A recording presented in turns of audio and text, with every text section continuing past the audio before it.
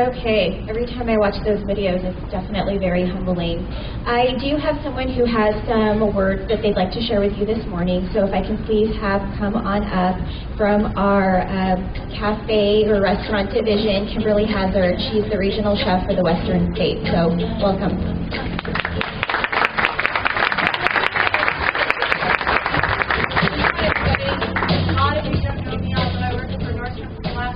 Years. I support the restaurant division, about 28 units in the Western States. Chefs, restaurant managers, servers, dishwashers. I support all of them. And oh, sorry. Thank you. I'm used to the microphone. I'm just used to talking to people. Anyway, so I work for the restaurant division. It's an awesome opportunity. But that's not why I'm here to talk to you, obviously, now. I'm here to share with you something that happens when my chef comes off, when I'm the Kimberly outside of Nordstrom. I am a wife to Mike Hazard and a mother to Kylie and Aaliyah Hazard. Kylie is a 4-year-old and Aaliyah is 3. When Kylie was born, she was perfect in every way. She was 5'5" at the hospital, healthy, bouncy, beautiful. But within about a year, she was missing her developmental milestones, which basically just means, she's not quite developing the way you think she's supposed to be. And so we had her checked out over the course of the next year, and we were given the diagnosis that Kylie has Rett Syndrome. And I need you guys to work with me for a second. It's early. I need you to close your eyes or put yourself in a different place, clear your mind. Okay? Imagine that I put duct tape over your mouth. I tied your hands behind your back, and I told you, you can't get up, you can't get down. You're unstable. Someone took away your stability in every way, okay?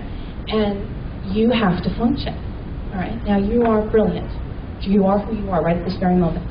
You are smart, you are emotionally stable, you are mentally fantastic, you are exactly age appropriate, but you can't speak and you can't use your hands and you can't move without support. So Kylie can't, this is called Rett Syndrome, and it's a neurological disorder, and Kylie can't live without 100% 24/7 support from someone else to help her eat, drink, walk, play, express herself. She can walk with assistance, but if she falls down, her hands aren't there to protect her fall. She can't use her hands for sign language. She speaks through her eyes. Okay? This is an incurable disorder at this point. But there is hope in the Rett community that there is a cure in place, or down the road, with research and funding that things like United Way support. I have committed my life to ensuring that Kylie has the best possible life she can have. She is surrounded by love and family. She has the most amazing therapists, teachers, educators. I mean, you couldn't believe what kind of Kylie team I have that supports her. It's pretty amazing. And she's a happy, happy little girl. I'm sure you see behind me. But that's not enough for me. My life is more than that, and her life is more than that. She deserves more than that. She deserves what you all have in this room. She deserves to be able to speak and play and eat and do for herself what we all do and take so naturally for granted. And so I had the amazing opportunity to get into a clinical trial at Harvard, Boston Medical, that is like winning the lottery. Only 32 girls were picked for this particular clinical trial to give her a drug that could affect her symptoms, that could improve her abilities potentially. And so she was part of the first phase of this clinical trial, and that's just to figure out the side effects, which there are none, which is great. But at the end of the clinical trial, she had 2 weeks on the maximum dosage of the drug. And within those 2 weeks, my daughter spoke 14 words. So for a little girl who's never spoken in her life, to speak 14 words in 2 weeks, pretty amazing. But my favorite part is, there's this really cool story. So my mother-in-law takes care of my daughter while I'm working and my husband's working, and she's our guardian angel in every way, and Kylie's too. And she's sitting on Kylie's lap.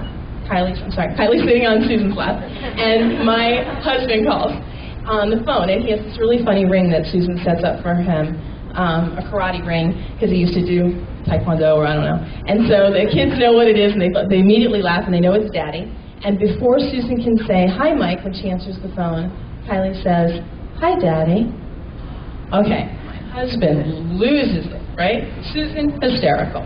Kylie, giggling and as happy as can be. Finally, this wonderful little girl who's completely locked in this body that isn't working for her, that isn't able to speak, is able to express herself exactly when and how she wants to. She's in there, 1,000% in there, just like all of us. She just doesn't have the same abilities that we do. But there is hope that she will. So phase 2, coming up shortly, she'll have the maximum dosage and we'll hopefully see more and more positive results. But that's even not enough for me, because I am determined, as her mother, as you would be, as a mother of a child or a family member that you love, to ensure that you do everything in your power to give them a better quality of life. I want her to have a life without Rett. I think it's in reach. And because of charities just like United Way, I absolutely have belief that it is within reach and it will happen for my daughter. And, you know, like they were saying in the video, you never know what you're going to have. For me, Kylie is my hero. She is a God's gift to me. She is my blessing. She has made me a better person, compassionate. She has shown me bravery and strength like you could not believe. So it is my job, as long as I'm around, to do everything in my power to make her life better, because she's done so much for all of us. So you check out this video and learn a little bit about Rett Syndrome. It's the charity that obviously is most dear to my heart, but you probably have something in your life, or will potentially in your life, that might affect you, and something for you to think about when you go and sit down with your groups and think about if you want to donate. Gina.